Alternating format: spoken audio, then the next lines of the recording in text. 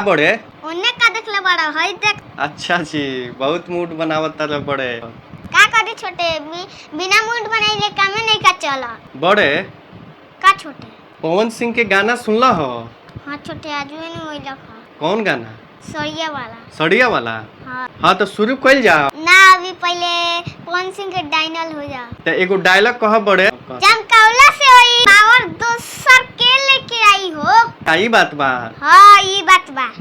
यही जब पावर शुरू यही जब पावर खत्म।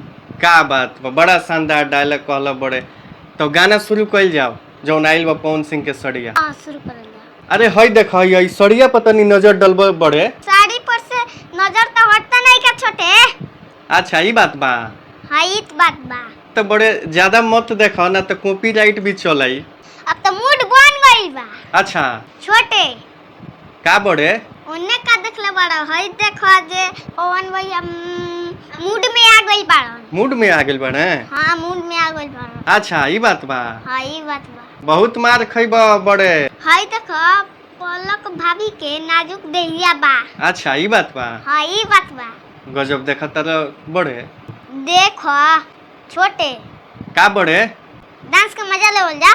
हाँ बिल्कुल, काहे ना डांस के मजा ले जाओ। अरे का गजब के डांस बा। बहुत अच्छा बहुत खूबसूरत डांस बा। हाँ छोटे बड़ा गजब के लिरिक्स बा। गजब के लिरिक्स बा। हाँ गजब के लिरिक्स बा। मतलब गाना बड़ा सुंदर लिखल बा। हाँ। बड़े का छोटे गाना कैसा लागल? गाना तो बड़ा मस्त बा। अब हमारा मूड बनता। तोहार मूड बनता? हाँ हमारा मूड बनता। हाँ हाँ गाना देख के।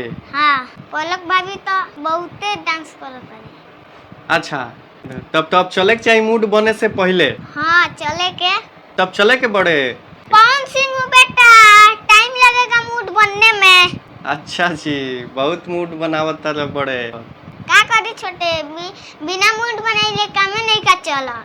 बहुत बड़े बोला तारा। तो चलते चलते दर्शक सबसे तू का कहे के चाहता रह? हमनी के प्रयास कैसा लगल कमेंट करके बताई। फेसबुक पर देखा तानी ज्यादा शेयर करी और पेज के फॉलो जरूर करी। यूट्यूब पर देखा तानी तो सब्सक्राइब जरूर करें। मिले तानी अगला वीडियो में। ठीक बा तब तक जय हिंद। चलिए दोस्तों, तो फाइनली यह वीडियो आप लोगों को कैसा लगा और इस छोटे और बड़े का प्रयास कैसा लगा आप लोग कमेंट करके ज़रूर बताइए।